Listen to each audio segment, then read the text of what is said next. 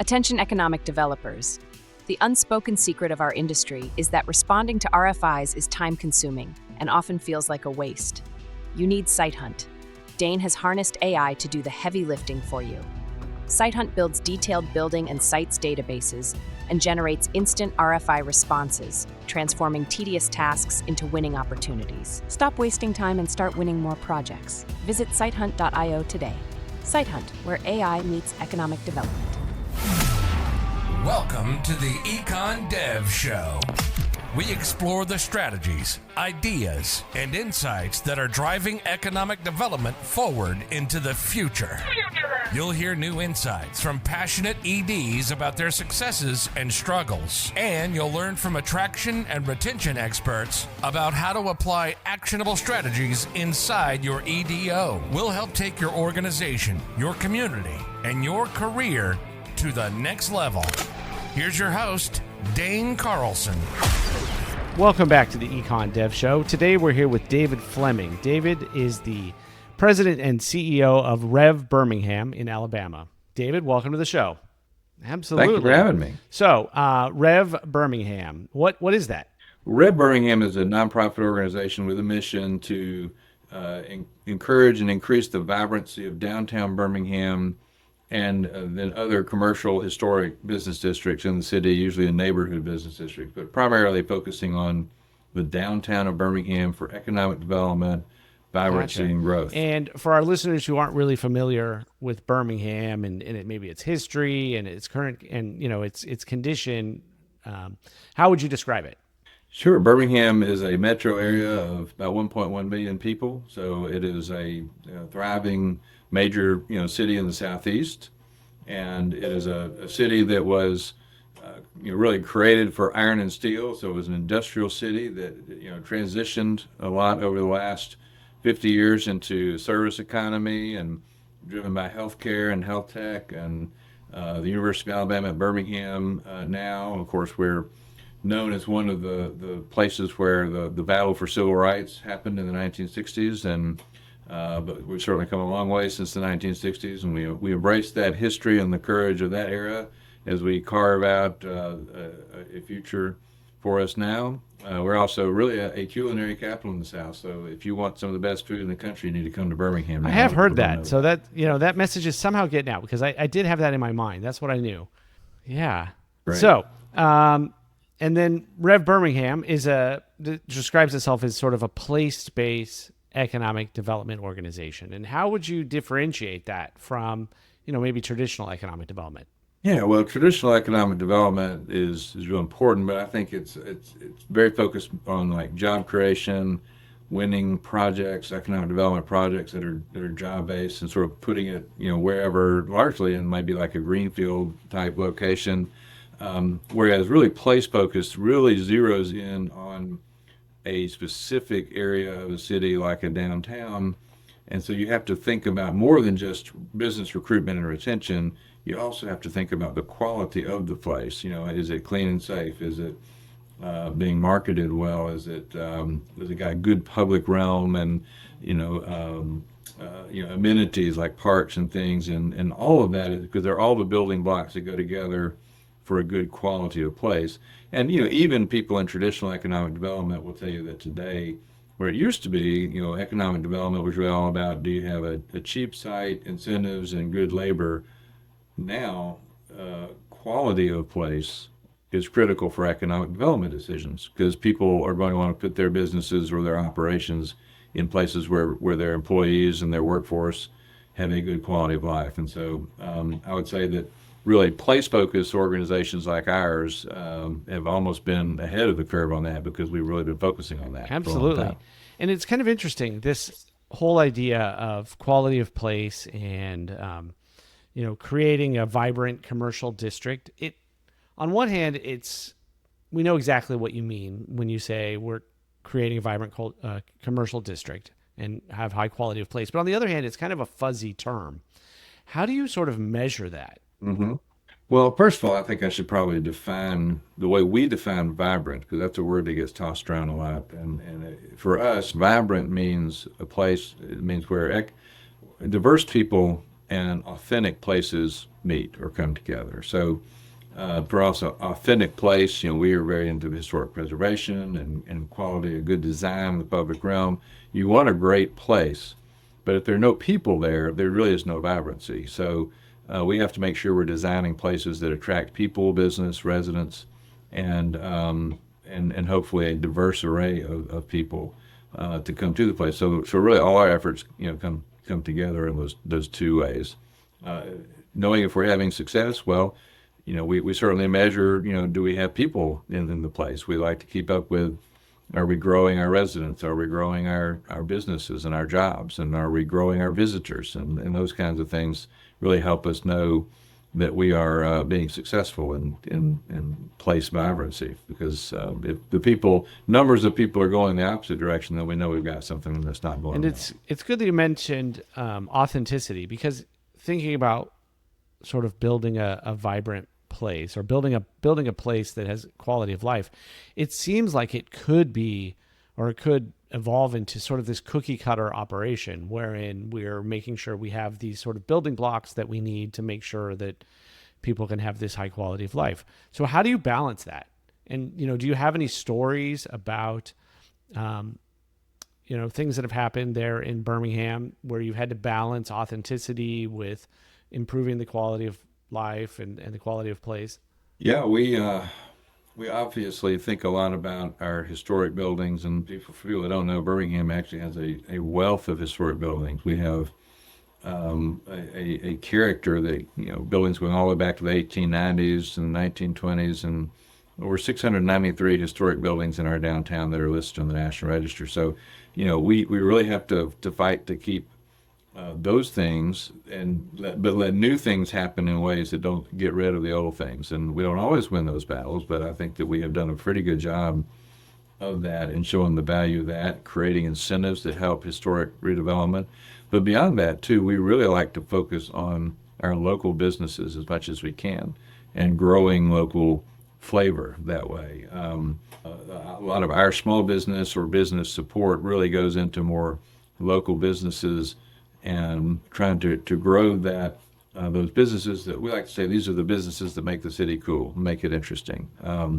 And because that gives us a local flavor, and look, I love the next Starbucks like anybody, but I like to go to the local coffee shops and the places that really have a connection to the community because they're from the community. That makes sense.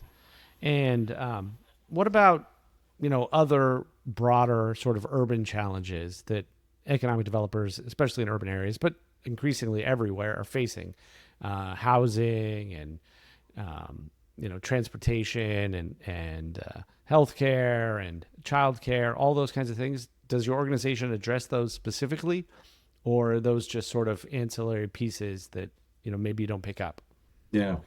If I think about a goal of our kind of place-focused work being, the vibrancy on the street, then around that, there's so many different things that have to help feed into that. So obviously we care a lot about the quality of transit. We care about the quality of the walkability or multiple modes of transportation. We care about housing and making sure that there's housing options for everybody.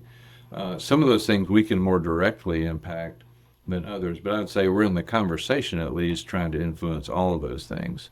But we have a more responsibility to own certain things like the cleanliness and safety of downtown, the management of the public realm, economic development, recruitment, retention, marketing. Those are things that we actually own and quarterback. Planning and vision casting for an area. But we obviously try to draw in and work in partnership with like the parking authority, the transit authority, the housing authority, and making sure that the incentive toolbox that we have for development might encourage or allow people to build, say, affordable housing and not just, luxury housing. We really value the fact that, especially in our downtown, we have a very diverse mix of people racially as well as economically that live in this place, the most diverse, really sort of census tract area of the entire region, and we want to keep it that way. So we want to make sure that we've got options for everybody. Is it also I'm assuming that it's also a destination, a place that people that live outside of it come for activities and business and all of that. Yeah, that's so interesting.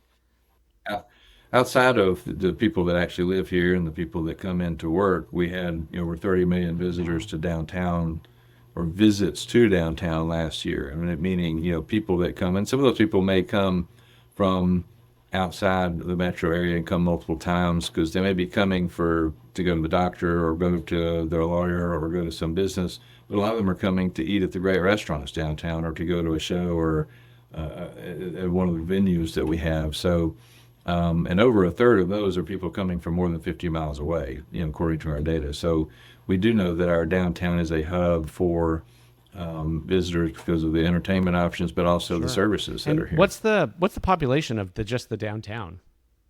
How many people live there? Just the downtown area has got about 14,000 people that live in downtown, and it's been one of the growing population centers of the region. One of the fastest growing over the last decade to 15 years or more. So it's become an attractive place for people to live. People that want maybe a more urban lifestyle, more active lifestyle. Want to be close to the cities like the art museum or Railroad Park or the baseball field. They like that, and they don't want to cut the grass anymore. Right. Right. The question I always ask when I talk to people that work in urban areas like this is, do you have a grocery store in the downtown? We do. We have about I want to say it was about 10 years ago, maybe not quite 10 years ago. We got a Publix in downtown. And it had taken about 10 years of effort to try to get a Publix downtown, but that's a very popular chain around here, around Southeast, and so we that was a game changer because interestingly, all the people that lived downtown before there was a Publix probably got in their car and had to drive the same distance that anybody living in the suburbs would drive to the grocery store. So it's just that people think you're supposed to be able to walk. Well, with that, people then could walk to the grocery store. But it really validated in a lot of people's minds that we had a strong market in downtown. And so that's been a very, very successful grocery store. And we're at the point now where our data suggests that we really could support a second, probably small grocery store now in downtown. So how long have you been in this role as the president and CEO? Well, I have served as the CEO of Rev Birmingham for 13 years. That's how long the organization has been around, but the organization was a result of a merger of two other organizations, and I had led one of those other organizations since 2004. So you could kind of say I've, arguably been the CEO since 2004. And so in that time, how's it changed? How is it different today than it was when you started? Well, in several ways. I mean, I really go back to I started working in the organization in the late 90s. So I've been in and around the organization for a long time. And we are now an organization that is probably more focused on management of place. That we manage a business improvement district now, which many years ago this organization helped start it, but it didn't run it, and now we run that. So we have a lot more engagement with the kinds of services that a business improvement district, which is like almost like a homeowners association for property owners downtown. Everybody pays into this fund that supports clean and safe operations, some public realm management. So because everybody shares in the sidewalks and the street, everybody needs those things to be good and high quality. So we manage a lot of that, whereas several years ago we did not. We're also probably far more directly involved in small business services and have had periods of times we've had grant dollars that could help support small businesses that are starting up, that are locals trying to get into spaces. And so that puts us more directly in the capital stack, really, help for some small businesses that several years ago we did not have those resources to do that other than just give good advice, and so we continue to do that. And I would say that we are also owners of some real estate in one of the more neighborhood districts that we have. It was an area where nobody was interested at all in doing anything, which meant that ultimately we had to be the ones to step in and start collecting some of the real estate as a nonprofit kind of catalytic developer in order to create the change. And it's been successful because the image of that neighborhood has changed, but largely because of a lot of the work we did in the commercial district with properties that we acquired. And again, we don't own those for profit. but we did that more for mission purpose. So have there been, or what project or what initiative are you most proud of? Wow, that's a great question and a tough one, because especially over my longevity, there are a lot of things that I'm very proud that we've done. I think that a lot of the image and place related things that we've done, we've really been a leader in helping people think about improvements to like the main street of downtown, which we call 20th Street. Really a sort of refresh of that street we led on, and prior to that we did some lighting under some of the railroad underpasses, which made it more interesting and safe places and things like that that really impacted quality of place and made people feel better about the place when they're in it. We've cast a lot of vision on some things that were controversial. Like we put out a vision for essentially a park under a rebuilt interstate, which a lot of people thought was a crazy idea. But eventually it happened, and now you can't find anybody to think that's a bad idea now. But man, we took some heat for that early on by saying, this is going to happen. We need to create a quality of place underneath that. It connects two sides of that interstate, really make it a nice public space, and everybody raves about it. So those kinds of things I am proud of. But then the advocacy for things like historic preservation, getting a state historic tax credit done, which has fueled millions of dollars of reinvestment. Those things I'm very proud of, because it's really changed the game for downtown. I bet. So the was that the what, City Walk? Is that what it's called? Yeah. Okay, that's how. Correct. Yeah. City Walk. Tell us about that. Tell us a little bit more about that. That sounds interesting. Yeah, so if you were to look at a map of downtown Birmingham, you would see that we have a core historic city center downtown. Then there's one of the interstate connections, Interstate 2059, which is sort of, would take you from up to Atlanta or, west to New Orleans. That interstate runs through on the north side. But on the other side of that interstate is our convention complex that was built in 1970 or so, I think it was when it was finished. So you have this convention complex that's really was divided from the core of downtown by this interstate. And for many years underneath that interstate was just parking lot. It wasn't very high quality. So the experience, it just didn't feel like things were connected very well. And the vision for the area around the convention complex, a neighborhood we now call Uptown, was, to have a new stadium expansion, created a hotel, some more amenities there. But we still needed to have the connection. If you're experiencing our city and you're coming to a convention, you've got to still get yourself on the other side of that interstate. So when the decision was made to rebuild that interstate, and that was a controversial decision because some people thought it needed to be relocated or buried and all, but the decision was made by the state and the city that, just tearing it down and rebuilding it and making it a higher quality, interstate, a new one, was when that was made, several of us said, well, we need to make sure there is a vision for a better experience for the pedestrian, or for the people moving back and forth underneath, from the historic city center to the BJCC complex, make it seem more seamless. Don't put the parking back, which was a controversial decision because everybody loves parking, right? And so we had to, though, cast the vision. And so many of the adjacent institutions, the BJCC itself, the Art Museum, and Alabama School of Fine Arts, all these things lined up right next to this interstate. And we all got together, put some money together, and we had a design done, just a concept for what could be a great public space underneath a rebuilt interstate. And, that actually, to make the long story short, took off. Especially the federal level folks loved it because they were wanting to begin to think about how to mitigate the impact of interstates and things in communities, and sort of got the local Alabama Department of Transportation on board with helping to fund it. And so that really led to the creation of it. Now, again, it was controversial because, again, a lot of people, even locally, were like, that's the craziest idea. You think you're going to create a park underneath an interstate, and, took a lot of heat for that. I even, frankly, as a nonprofit, I even lost some funders because they were like, this is a stupid idea. But again, now it is an incredible public space that spans, basically, several blocks underneath the linear interstate, and it's created lots of different spaces for people to have activities, from pickleball to skating to skateboarding, a dog park, but then just nice public realm that can be used, for events.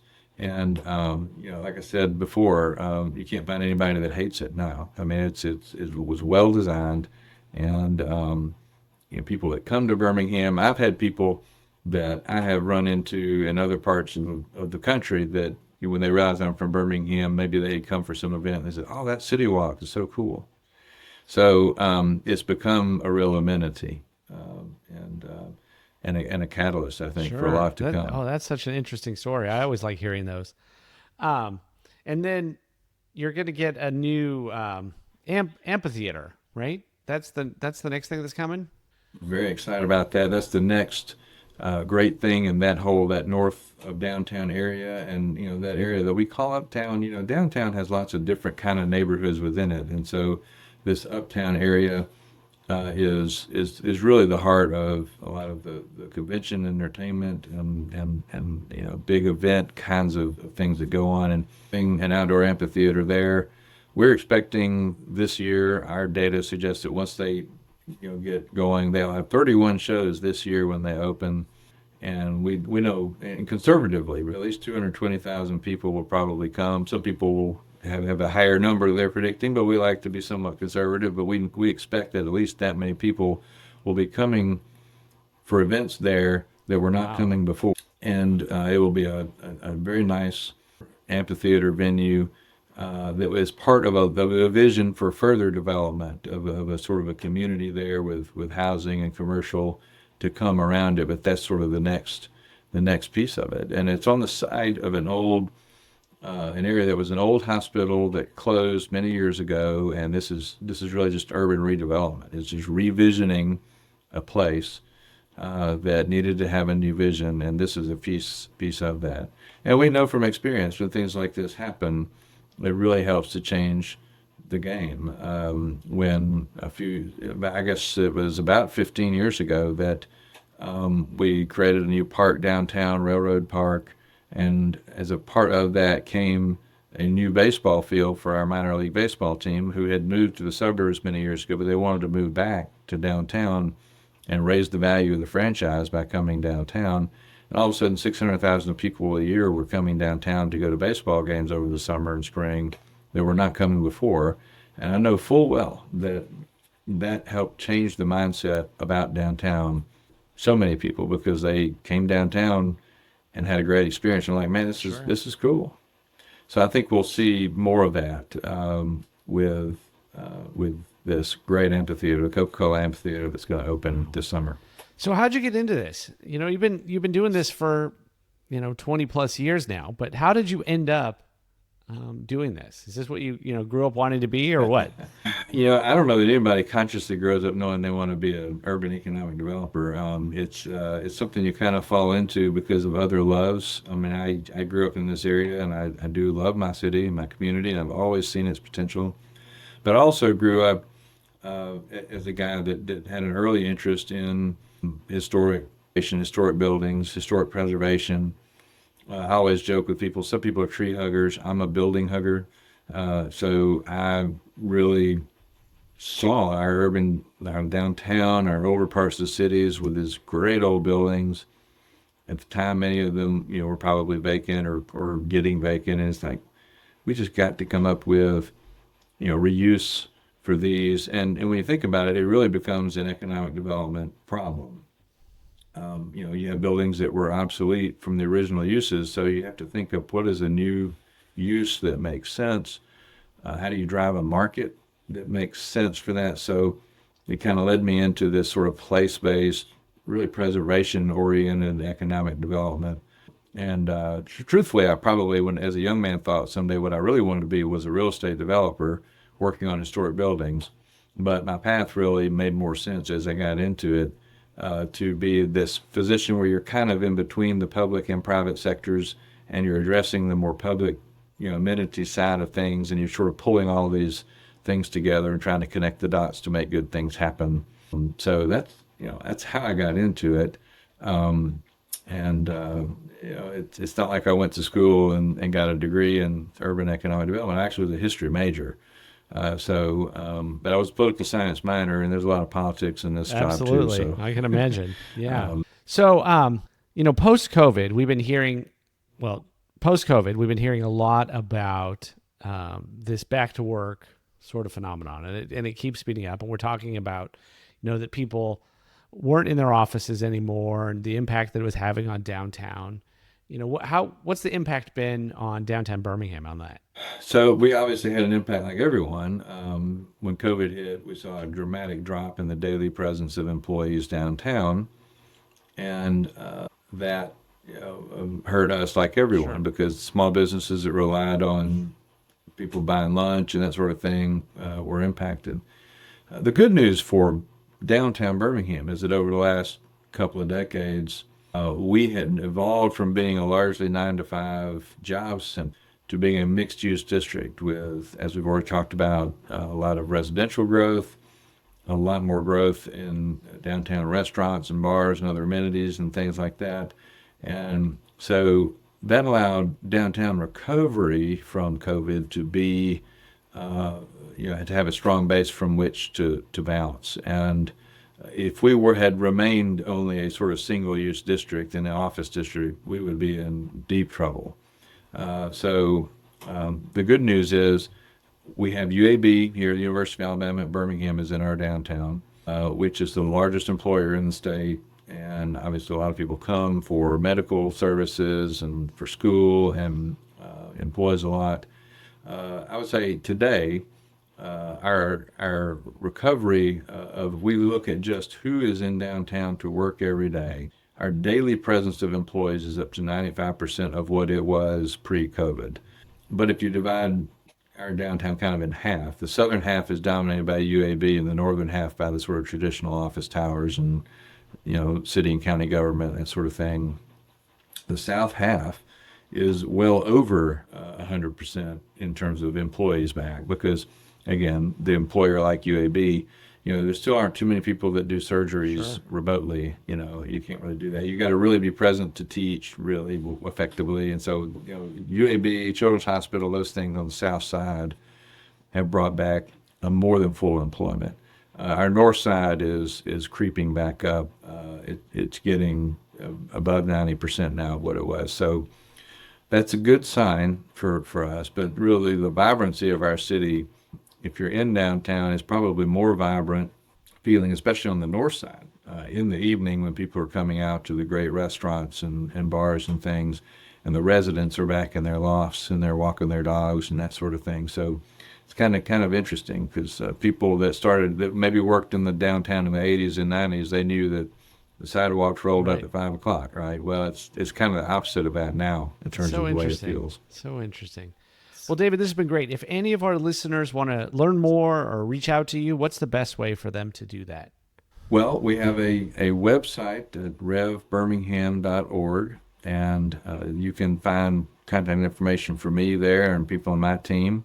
If you want to learn more about downtown Birmingham itself, we have a separate website that is townbhm.com that is a great resource for information about anything you'd want to know about downtown Birmingham, kind of understand its story, its potential, and what you can do here. And we really love to invite everyone to experience downtown Birmingham, its history, its culture, its future. You will not. We always like to say BHM stands for Birmingham Has More, and it has more than you probably think, has more than you might expect. And so come and see it for yourself. If somebody does that's listened to this podcast, what's the one thing that you recommend they do when they come to downtown Birmingham?